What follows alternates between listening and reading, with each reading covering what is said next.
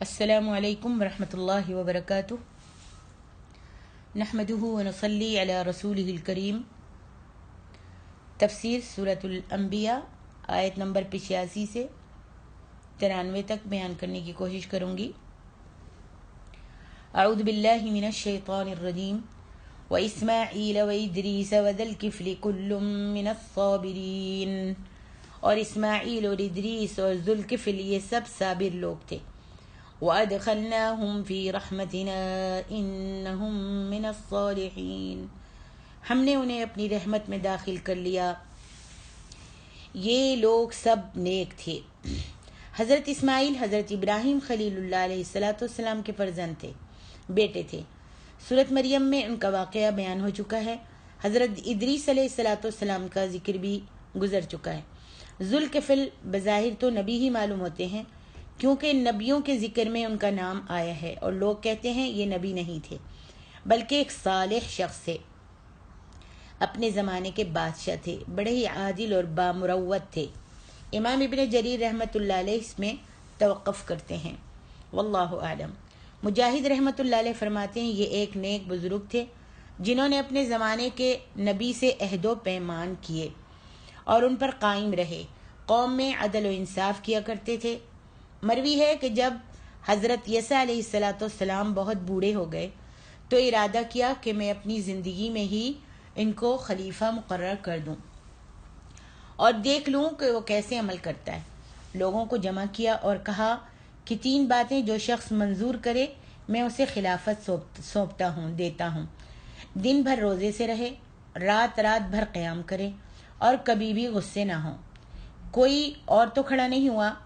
ایک شخص جسے لوگ بہت ہلکے درجے کا سمجھتے تھے کھڑا ہوا اور کہنے لگا میں اس شرط کو پوری کر دوں گا۔ آپ نے پوچھا یعنی تو سب دنوں میں روزے سے رہے گا اور راتوں کو تہجد پڑھتا رہے گا اور غصہ کبھی نہیں کرے گا؟ اس نے کہا نہیں۔ اس نے کہا ہاں، میں یہ سب کام کرنے کو تیار ہوں۔ یسع علیہ السلام نے فرمایا اچھا اب کل صحیح۔ شیطان نے اب کل صحیح۔ دوسرے روز بھی آپ نے اسی طرح مجلس میں یہی عام سوال کیا، لیکن اس شخص کے سوا اور کوئی بھی کھڑا نہیں ہوا، اور اسی شخص نے کہا کہ میں یہ سب کام کرنے کو تیار ہوں۔ چنانچہ انہی کو خلیفہ بنا دیا گیا۔ اب شیطان نے چھوٹے چھوٹے شیاطین کو اس بزرگ کے بہکانے کے لیے بھیجنا شروع کر دیا، مگر کسی کی بھی کچھ نہ چلی۔ ابلیس خود چلا۔ دوپہر کو قیلولے کے لیے آپ لیٹے ہی تھے، ذوالکفل آپ لیٹے ہی تھے کہ شیطان نے کنڈیاں جو تھیں دروازہ پیٹنا شروع کر دیا۔ آپ نے دریافت فرمایا کہ تو کون ہے؟ اس نے کہنا شروع کیا کہ میں ایک مظلوم ہوں، فریادی ہوں، میری قوم مجھے ستا رہی ہے، میرے ساتھ انہوں نے یہ کیا۔ اب جو لمبا چوڑا قصہ سنانا شروع کیا تو کسی طرح ختم ہی نہیں ہوا۔ آپ کی نیند کا سارا وقت اسی میں چلا گیا۔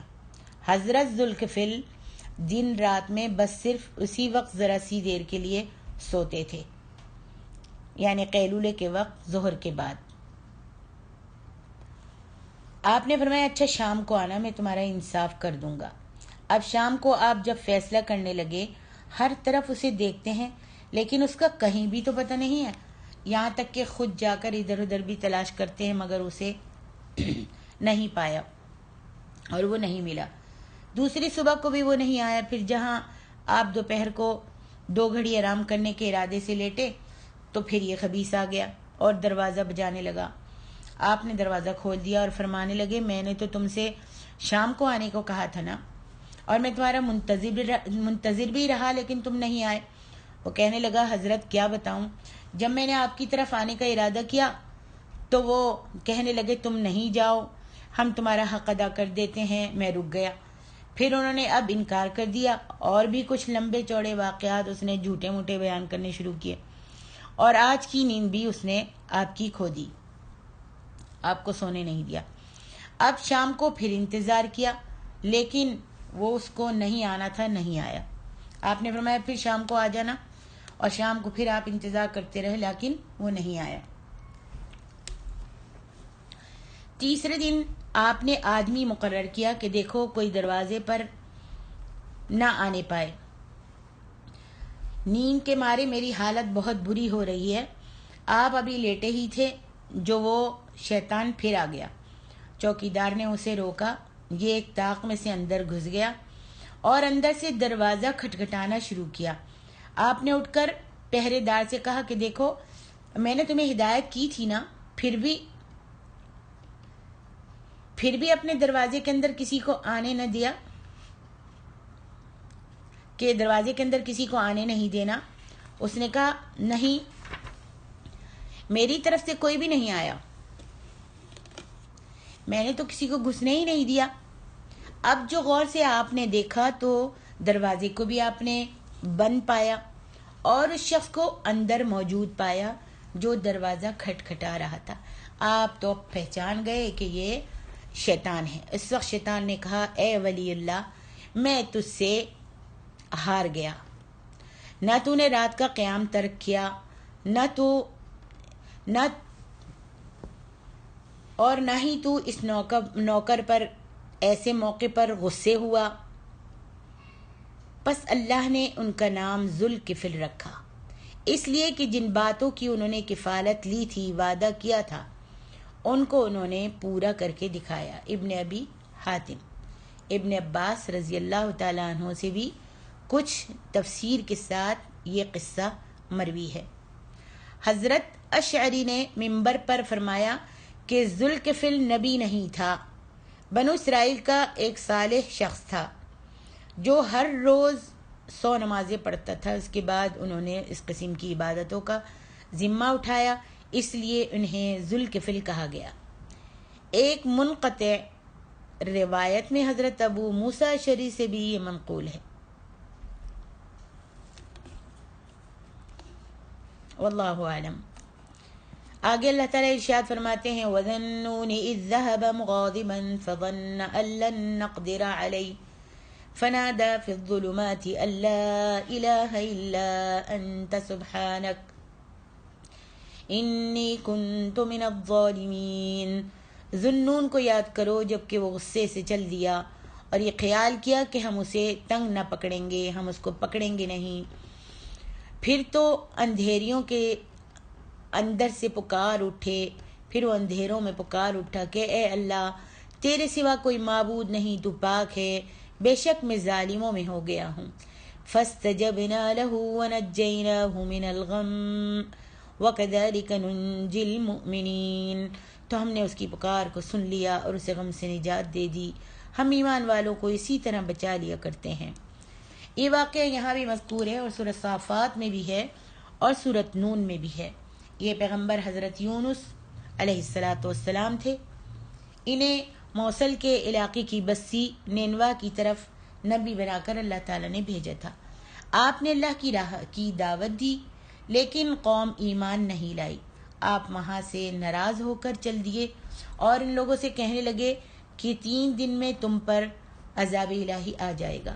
جب انہیں اس بات کی تحقیق ہو گئی اور انہوں نے جان لیا کہ انبیاء علیہ السلام جھوٹے نہیں ہوتے، تو یہ سب کے سب چھوٹے بڑے اپنے جانوروں اور مویشیوں کو لے کر جنگل کی طرف نکل گئے، بچوں کو ماؤں سے جدا کر دیا اور بلک بلک کر نہایت رو رو کر اللہ تعالیٰ سے گریہ وزاری کرنے لگے، اللہ کی جناب میں رونا شروع کر دیا، فریادیں کرنی شروع کر دی۔ ادھر ان کی آہ و بکا، ادھر جانوروں کی بھیانک صدا، غرض رحمت الہی متوجہ ہو گئی، عذاب اٹھا لیا گیا، جیسا کہ فرمان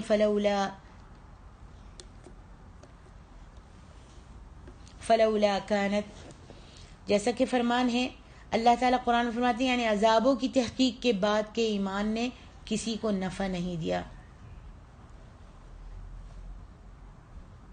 سوائے قوم یونس کے، کہ ان کے ایمان کی وجہ سے ہم نے ان پر سے عذاب ہٹا لیے اور دنیا کی رسوائی سے ان کو بچا لیا اور موت تک کی مہلت ان کو دے دی۔ سبحان اللہ۔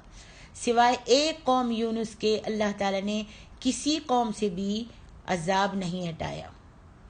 جب یونس علیہ السلام یہاں سے چل کر ایک کشتی میں سوار ہوئے، اپنی قوم کو عذاب کے بارے میں بتا کر کہ 3 دن میں تم پر عذاب الہی آ جائے گا. آپ گھر سے نکل گئے اور سمندر کے پاس آئے تو وہاں ایک کشتی کھڑی ہوئی تھی، اس کشتی میں سوار ہوئے. آگے جا کر طوفان کے آثار نمودار ہوئے، قریب تھا کہ کشتی ڈوب جائے. مشورہ یہ ہوا کہ کسی آدمی کو دریا میں ڈال دینا چاہیے کہ وزن کم ہو جائے. قرعہ ڈالا گیا. حضرت یونس علیہ السلام کے نام کا قرعہ نکلا، لیکن کسی نے آپ کو دریا میں ڈالنا پسند نہیں کیا کہ یہ سفید ریش داڑھی والا بزرگ اور بوڑھا انسان، یہ اس کو کیا ڈالیں. کسی نے پسند ہی نہیں کیا. دوبارہ قرآن اندازی ہوئی، آپ ہی کا نام نکلا. تیسری مرتبہ پھر قرآن اندازی ہوئی، اب کی مرتبہ بھی آپ ہی کا نام نکلا. چنانچہ خود قرآن میں ہے فَسَاهَمَ فَكَانَ مِنَ الْمُدْحَضِينَ. اب کہ حضرت یونس علیہ السلام خود ہی کھڑے ہو گئے، کپڑے اتار کر دریا میں کود پڑے. بحر اخضر سے بحکم الہی ایک مچھلی پانی کاٹتی ہوئی آئی اور آپ کو لقمہ کر گئی، لیکن اللہ تعالیٰ کے حکم سے نہ آپ کی ہڈی ٹوٹی نہ جسم کو کوئی نقصان پہنچا. اللہ تعالیٰ نے مچھی کو حکم دیا ہوا تھا کہ میرے فلانے بندے کے لیے اپنے منہ کو کھول کے رکھ، جیسے ہی میرا بندہ آئے چھلانگ لگائے تو نے منہ کے ذریعے اس کو اپنے پیٹ میں اتار لینا ہے. اللہ اکبر. آپ اس کے لیے غذا نہیں تھے بلکہ اس کا پیٹ آپ کے لیے قید خانہ تھا. اسی وجہ سے آپ کی نسبت مچھلی کی طرف کی گئی. عربی میں مچھلی کو نون کہتے ہیں. آپ کا غضب غصہ آپ کی قوم پر تھا. خیال یہ تھا کہ اللہ آپ کو نہیں پکڑے گا. یہاں نقدروں کی یہی معنی ہیں. حضرت ابن عباس، مجاہد، ضحاک رحمہم اللہ وغیرہ نے یہی معنی کیے ہیں کہ اللہ تعالیٰ آپ کو نہیں پکڑے گا، تنگ نہیں پکڑے گا. امام ابن جریر بھی اسی کو پسند فرماتے ہیں اور اس کی تائید آیت ومن قدر علیہ رزقہ سے بھی ہوتی ہے. حضرت عطیہ عوفی رحمۃ اللہ علیہ نے یہ معنی کیے ہیں کہ ہم اس پر مقدر نہ کریں گے. قدرہ اور قدرہ دونوں لفظ ایک معنی میں بولے جاتے ہیں. ان اندھیروں میں پھنس کر حضرت یونس علیہ السلام نے اپنے رب کو پکارا. سمندر کے تلے کا اندھیرا، سمندر کے نیچے کا اندھیرا، پھر مچھلی کے پیٹ کا اندھیرا، پھر رات کا اندھیرا، یہ اندھیرے سب جمع تھے. آپ نے سمندر کی تہ کی کنکریوں کی تسبیح سنی. جب سمندر کی تہ کے اندر مچھی آپ کو لے جا کر بیٹھ گئی تو آپ نے اس کی تہ میں سمندر کی تہ میں کنکریوں کی تسبیح سنی اور خود بھی آپ نے تسبیح کرنی شروع کر دی. آپ مچھلی کے پیٹ میں جا کر پہلے تو سمجھے کہ میں مر گیا، پھر پیر کو ہلایا تو یقین ہوا کہ میں تو زندہ ہوں. وہیں سجدے میں گر پڑے اور کہنے لگے باری الہی، میں نے تیرے لیے اس جگہ کو مسجد بنایا جسے اس سے پہلے کسی نے جائے سجود نہیں بنایا ہوگا، سجدے کی جگہ نہیں بنایا ہوگا. حسن بصری رحمۃ اللہ علیہ فرماتے ہیں 40 دن آپ مچھلی کے پیٹ میں رہے. ابن جریر میں ہے رسول اللہ صلی اللہ علیہ وسلم فرماتے ہیں جب اللہ تعالیٰ نے حضرت یونس علیہ السلام کے قید کا ارادہ کیا تو مچھی کو حکم دیا کہ آپ کو نگل لے، لیکن اس طرح کہ نہ ہڈی ٹوٹے نہ جسم پر خراش آئے. جب آپ سمندر کی تہ میں پہنچے تو وہاں تسبیح سن کر حیران رہ گئے. وہی آئی کہ یہ سمندر کے جانوروں کی تسبیح ہے. چنانچہ آپ نے بھی اللہ کی تسبیح شروع کر دی. اسے سن کر فرشتوں نے کہا کہ باری الہی، یہ آواز تو بہت دور کی اور بہت ہی کمزور ہے، کس کی ہے؟ ہم تو نہیں پہچان سکے. جواب ملا کہ یہ میرے بندے یونس کی آواز ہے، اس نے میری نافرمانی کی، میں نے اسے مچھلی کے پیٹ کے قید خانے میں ڈال دیا ہے. انہوں نے کہا پروردگار، ان کے نیک اعمال تو دن رات کے ہر وقت چڑھتے ہی رہتے تھے. اللہ تعالیٰ نے ان کی سفارش قبول فرمائی. اور آپ کو یہ بتا دوں کہ حضرت یونس علیہ السلام نے غلطی نہیں کی تھی، بلکہ اللہ تعالیٰ کا یہ قانون رہا ہے اور یہ اصول رہا ہے، چاہے وہ پیغمبر ہو، پیغمبروں کے واسطے کہ پیغمبر کو جب تک اللہ حکم نہیں دیتا پیغمبر اپنی مرضی سے کچھ بھی نہیں کرتا۔ اللہ تعالیٰ نے حضرت یونس علیہ السلام کو حکم نہیں دیا تھا کہ آپ ان کو عذاب الہی کی خبر دے کر اور اس قوم سے اور اس شہر سے نکل جائیں، لیکن آپ نے عذاب الہی کی خبر دی اور پریشان ہو گئے، اور پریشان ہو کر جہاں منہ اٹھا آپ چل دیے۔ پریشانی میں آپ آن کر کشتی میں بیٹھ گئے اور کشتی نے چلنا شروع کر دیا۔ آپ کا کوئی قصد نہیں تھا، جان بوجھ کر آپ نے یہ کام نہیں کیا تھا، بلکہ پریشانی میں آپ نے گھر سے قدم باہر نکالا، عذاب الہی کی ان کو خبر دی، اور جہاں منہ اٹھا پریشانی میں آپ چل دیے۔ کشتی میں بیٹھے تو کشتی والے نے چلنا شروع کر دیا۔ اللہ تعالیٰ نے ان کی سفارش قبول فرمائی اور مچھلی کو حکم دیا کہ وہ آپ کو کنارے پر اگل دے۔ تفسیر ابن کثیر کے ایک نسخے میں یہ روایت بھی ہے کہ حضور علیہ السلام نے فرمایا کسی کو لائق نہیں کہ وہ اپنے آپ کو یونس سے افضل کہے۔ اللہ کے اس بندے نے اندھیریوں میں اپنے رب کی تسبیح بیان کی ہے۔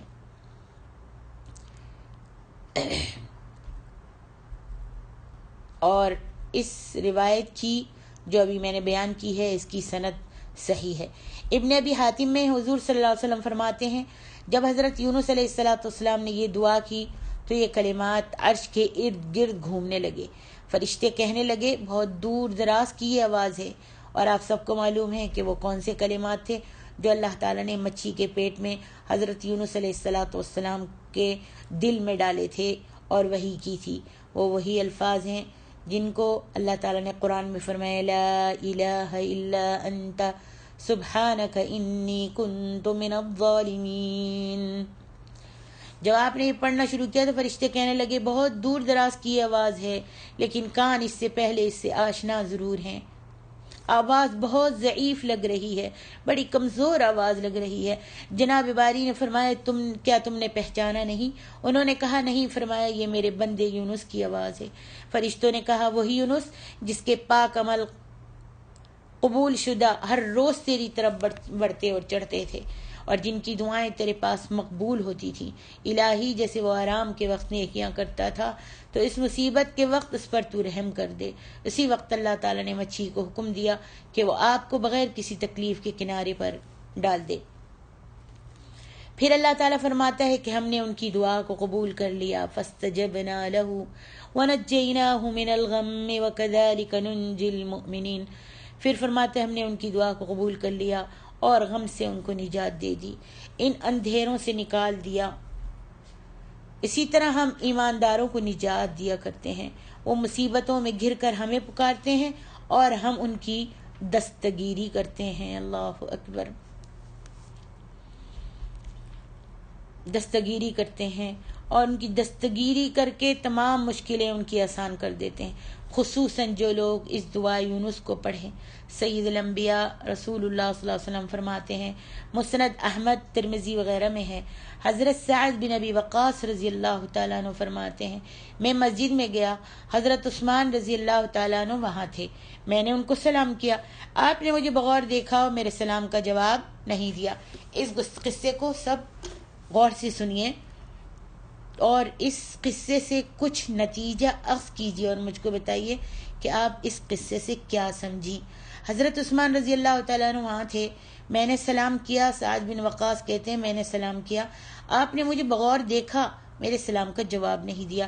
میں نے امیر المومنین حضرت عمر بن خطاب رضی اللہ عنہ سے آ کر شکایت کی، آپ نے حضرت عثمان رضی اللہ تعالیٰ عنہ کو بلوایا، ان سے واقعہ کہا کہ آپ نے ایک مسلمان بھائی کے سلام کا جواب کیوں نہیں دیا۔ آج ہم کتنے مسلمان بھائیوں کے سلاموں کے جواب نہیں دیتے؟ ہم سب اپنے آپ پر غور کرتے ہیں کہ ہم مسلمان کہلانے کے حقدار ہیں؟ صرف حالانکہ ان میں کوئی دلکشی نہیں ہے، کوئی ان دونوں میں آپس میں رنجیدگی نہیں ہے، کوئی ناراضگی نہیں ہے، بس صرف انہوں نے سلام کیا اور حضرت عثمان رضی اللہ تعالیٰ عنہ نے جواب نہیں دیا۔ یہ فوراً مقدمہ لے کر حضرت عمر کے پاس پہنچ گئے کہ یا عمر یا امیر المومنین، میں نے عثمان کو سلام کیا لیکن انہوں نے سلام کا جواب نہیں دیا۔ حضرت عمر نے فوراً عثمان کو پیش کیا اور بلایا اور ان سے کہا کیوں بھائی تم نے مسلمان بھائی کے سلام کا جواب کیوں نہیں دیا؟ آپ نے فرمایا نہ یہ آئے اور نہ انہوں نے سلام کیا اور نہ میں نے ان کو کوئی جواب دیا۔ اس پر حضرت سعد کہتے ہیں میں نے قسم کھائی کہ نہیں، میں آیا تھا اور میں نے آپ کو سلام کیا ہے۔ تو حضرت عثمان نے بھی قسم کھائی ان کے مقابلے میں اور کہنے لگے کہ نہیں، نہ تم آئے اور نہ میں نے تم کو دیکھا اور نہ تم نے سلام کیا۔ حضرت عثمان نے بھی قسم کھا لی، لیکن حضرت عثمان رضی اللہ تعالیٰ عنہ نے توبہ استغفار کیا اور کچھ غور کیا اور فرمایا ٹھیک ہے، آپ نکلے ہوں گے یا نکلے تھے، لیکن میں اس وقت اپنے دل سے وہ بات کہہ رہا تھا جو میں نے رسول اللہ صلی اللہ علیہ وسلم سے سنی تھی، یعنی میں خیال میرے دوسری طرف تھے اور میرا دل اور میرا دماغ اس وقت حاضر نہیں تھا، اور میں نبی صلی اللہ علیہ وسلم کی اس بات کو اپنے دل میں یاد کر رہا تھا۔ واللہ مجھے وہ بات یاد کر رہا تھا، واللہ جب مجھ کو وہ نبی صلی اللہ علیہ وسلم کی بات یاد آتی ہے، میری آنکھوں پر ہی نہیں بلکہ میرے دل پر بھی پردہ پڑ جاتا ہے۔ یعنی میں اتنا منہمک تھا نبی صلی اللہ علیہ وسلم کی اس بات کو یاد کرتے ہوئے کہ جب میں اس کو یاد کرتا ہوں تو مجھ کو میری آنکھوں پر ہی نہیں، مجھے آنکھوں سے بھی کچھ نظر نہیں آتا بلکہ میرے دل پر بھی پردہ پڑ جاتا ہے۔ حضرت سعد رضی اللہ عنہ نے فرمایا میں آپ کو اس کی خبر دیتا ہوں، رسول اللہ صلی اللہ علیہ وسلم نے ہمارے سامنے اول دعا کا ذکر کیا ہی تھا جو ایک اعرابی آ گیا۔ اب حضرت سعد بتا رہے ہیں، یعنی حضرت عثمان کچھ پریشان سے تھے اور اس پریشانی میں آپ فرماتے ہیں مجھے اپنی آنکھوں پر نہیں بلکہ اپنے دل پر بھی اختیار نہیں رہتا جب میں نبی صلی اللہ علیہ وسلم کی بات کو یاد کرتا ہوں یا میں منہمک ہوتا ہوں ان کے خیالوں میں تو مجھے کچھ بھی نظر نہیں آتا اور میں بالکل میرے دل پر بھی پردہ آ جاتے۔ تو حضرت سعد نے خبر دی کہ کہتے ہیں کہ میں تم کو خبر دیتا ہوں کہ رسول اللہ صلی اللہ علیہ وسلم نے ہمارے سامنے اول دعا کا ذکر کیا ہی تھا جو ایک اعرابی آ گیا اور آپ کو اپنی باتوں میں مشغول کر لیا، یہ وقت گزر گیا، مشغول کر لیا اور وقت گزر گیا۔ اب نبی علیہ الصلوۃ والسلام وہاں سے اٹھے اور مکان کی طرف تشریف لے گئے، میں بھی آپ کے پیچھے پیچھے ہو لیا۔ جب آپ گھر کے قریب پہنچ گئے مجھے ڈر لگا کہ کہیں آپ اندر نہ چلے جائیں اور میں بات پوری معلوم ہونے سے رہ نہ جاؤں، تو میں نے زور زور سے زمین پر پاؤں مار مار کر چلنا شروع کیا۔ میری جوتیوں کی آہٹ سن کر آپ نے میری طرف دیکھا اور فرمایا کون؟ ابو اسحاق؟ میں نے کہا جی ہاں یا رسول اللہ صلی اللہ علیہ وسلم، میں ہی ہوں ابو اسحاق۔ آپ نے فرمایا کیا بات ہے؟ میں نے کہا حضور صلی اللہ علیہ وسلم آپ نے اول دعا کا ذکر کیا تھا، پھر وہ اعرابی آ گیا اور آپ کو مشغول اس نے کر دیا اور آپ ہم کو پوری اول دعا نہیں بتا سکے۔ آپ نے فرمایا ہاں وہ دعا حضرت ذوالنین علیہ السلام کی ہے جو انہوں نے مچھلی کے پیٹ میں کی تھی، یعنی لا الہ الا انت سبحانک انی کنت من الظالمین۔ سنو، جو بھی مسلمان کسی معاملے میں، کسی مشکل میں، کسی تکلیف میں، کسی گھبراہٹ میں، کسی دکھ میں، کسی پریشانی میں جب کبھی اپنے رب سے یہ دعا کرے اللہ تعالیٰ سے ضرور قبول فرماتا ہے۔ ابن ابی حاتم میں ہے جو بھی حضرت یونس علیہ السلام کی اس دعا کے ساتھ دعا کرتا ہے اس کی دعا اللہ تعالیٰ ضرور قبول فرماتے ہیں۔ ابو سعید خدری کہتے ہیں اسی آیت میں اس کے بعد ہی اللہ تعالیٰ نے جو فرمایا ہے نا فَاسْتَجَبْنَا لَهُ وَنَجَّيْنَاهُ مِنَ الْغَمِّ وَكَذَلِكَ نُنْجِي الْمُؤْمِنِينَ، اسی میں فرمان ہے ہم اسی طرح مومنوں کو نجات دیتے ہیں۔ ابن جریر میں ہے حضور صلی اللہ علیہ وسلم فرماتے ہیں اللہ کا وہ نام جس سے وہ پکارا جائے تو وہ قبول فرما لے اور جو بھی کچھ مانگا جائے تو وہ عطا فرما دے، وہ حضرت یونس علیہ السلام کی دعا میں ہے۔ حضرت سعد بن ابی وقاص رضی اللہ تعالیٰ عنہ فرماتے ہیں میں نے کہا یا رسول اللہ صلی اللہ علیہ وسلم وہ حضرت یونس کے لیے ہی خاص تھی یا تمام مسلمانوں کے لیے عام ہیں وہ دعا لا الہ الا انت سبحانک؟ کیا خاص حضرت یونس علیہ السلام کے لیے تھی یا تمام مسلمانوں کے لیے عام ہے؟ فرمایا ان کے لیے خاص اور تمام مسلمانوں کے لیے عام ہے۔ جو بھی یہ دعا کرے اللہ اس کی دعا کو قبول فرماتا ہے۔ کیا تو نے قرآن میں نہیں پڑھا کہ ہم نے اس کی دعا کو قبول فرمایا، اس سے غم سے چھڑایا، اور اسی طرح ہم مومنوں کو چھڑاتے ہیں، غم سے نجات دیتے ہیں۔ بس جو بھی اس دعا کو کرے گا اس سے اللہ کا قبولیت کا وعدہ ہو چکا ہے۔ ابن ابی حاتم میں ہے، کثیر بن سعید فرماتے ہیں میں نے امام حسن بصری رحمت اللہ علیہ سے پوچھا کہ ابو سعید، اللہ کا وہ اسم اعظم کہ جب اس کے ساتھ اس سے دعا کی جائے اللہ تعالیٰ قبول فرما لے، اور جب اس کے ساتھ اس سے سوال کیے جائے تو وہ عطا فرمائے، کون سی ہے اور کیا ہے؟ آپ نے جواب دیا کہ برادر، کیا تم نے قرآن کریم میں اللہ کا یہ فرمان نہیں پڑھا؟ پھر آپ نے یہی 2 آیتیں تلاوت فرمائی اور فرمایا بھتیجے، یہی اللہ کا وہ اسم اعظم ہے کہ جب اس کے ساتھ دعا کی جاتی ہے وہ قبول فرماتا ہے، اور جب اس کے ساتھ اس سے مانگا جاتا ہے تو وہ عطا فرماتا ہے۔ اللہ اکبر۔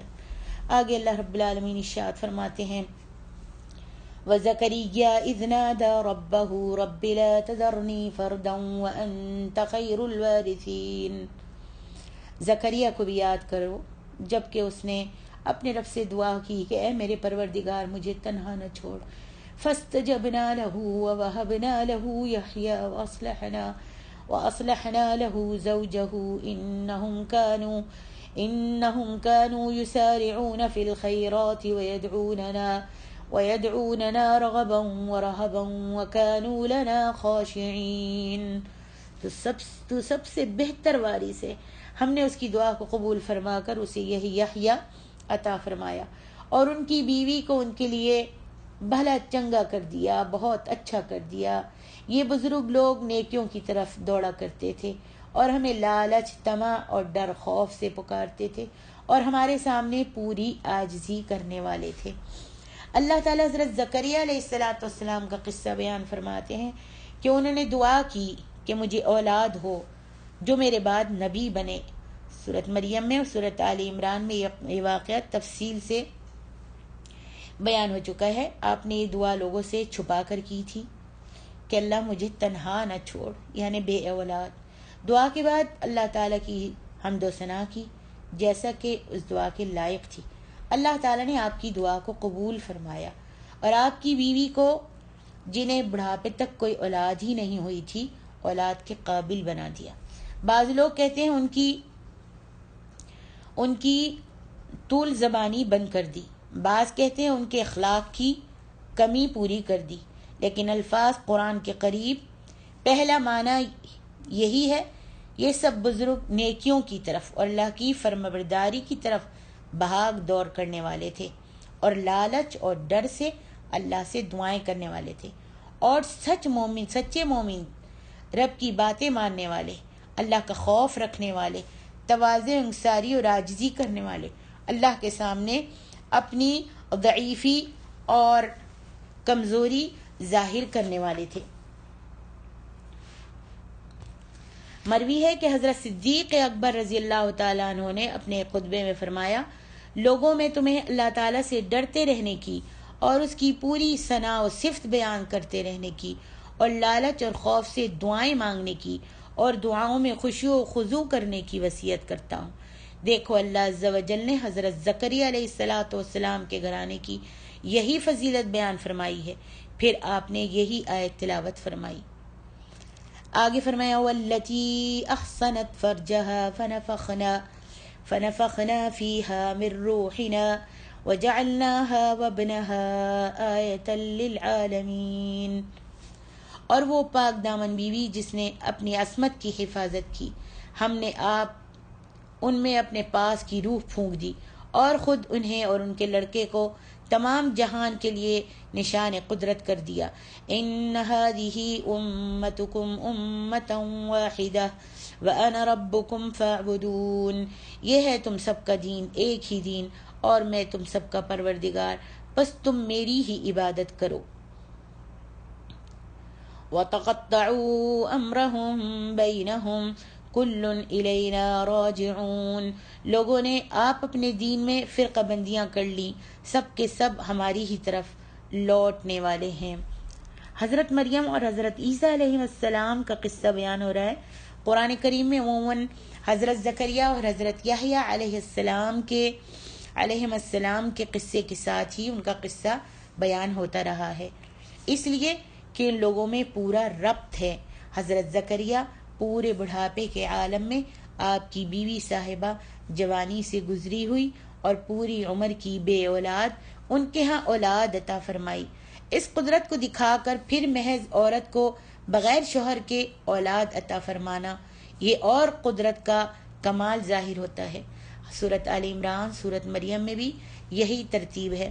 مراد عصمت والی عورت سے حضرت مریم ہے، جیسے فرمان ہے وَمَرْيَمَ بَنَتَ عِمْرَانَ الَّتِي أَحْصَنَتْ فَرْجَهَا، یعنی عمران کی لڑکی مریم جو پاک دامن تھیں، انہیں اور ان کے لڑکے حضرت عیسیٰ علیہ السلام کو اپنی بے نظیر قدرت کا نشان بنایا کہ مخلوق کو اللہ کی ہر طرح کی قدرت اور اس کے پیدائش پر وسیع اختیارات اور صرف اپنے ارادے سے چیزوں کا بنانا معلوم ہو جائے۔ عیسیٰ علیہ السلام قدرت الہی کی ایک علامت تھے، جنات کے لیے بھی اور انسان کے لیے بھی۔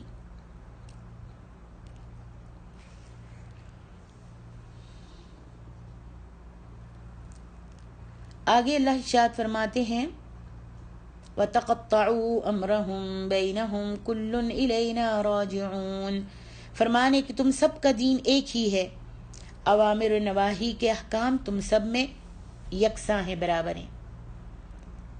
ہادی اسم ہے ان کا، اور امتکم خبر ہے، اور امتم واحدہ حال ہے، یعنی یہ شریعت جو بیان ہوئی تم سب کی متفق علیہ شریعت ہے، جس کا اصلی مقصود توحید الہی ہے، جیسے آیت یا ایھا الرسل کلوا من الطیبات، یا ایھا الرسل کلوا من الطیبات واعملوا صالحا، یہاں تک ہے۔ رسول اللہ صلی اللہ علیہ وسلم فرماتے ہیں ہم انبیاء کی جماعت ایسے ہے جیسے ایک باپ کے فرزند، کہ دین سب کا ایک ہے، یعنی اللہ واحد لا شریک لہ کی عبادت، اگرچہ احکامات جو ہیں وہ شرع مختلف ہیں، جیسا کہ فرمان قرآن ہے وَلِكُلٍّ جَعَلْنَا مِنْكُمْ شِرْعَةً وَمِنْهَاجًا، ہر ایک کی راہ اور طریقہ ہے۔ پھر لوگوں نے اختلاف کیا، بعض اپنے نبیوں پر ایمان لائے اور بعض نہیں لائے۔ اللہ فرماتے ہیں قیامت کے دن سب کا لوٹنا ہماری طرف ہے، ہر ایک کو اس کے اعمال کا بدلہ دیا جائے گا، نیکوں کو نیک بدلہ اور بروں کو بری سزا دی جائے گی۔ السلام علیکم ورحمۃ اللہ وبرکاتہ۔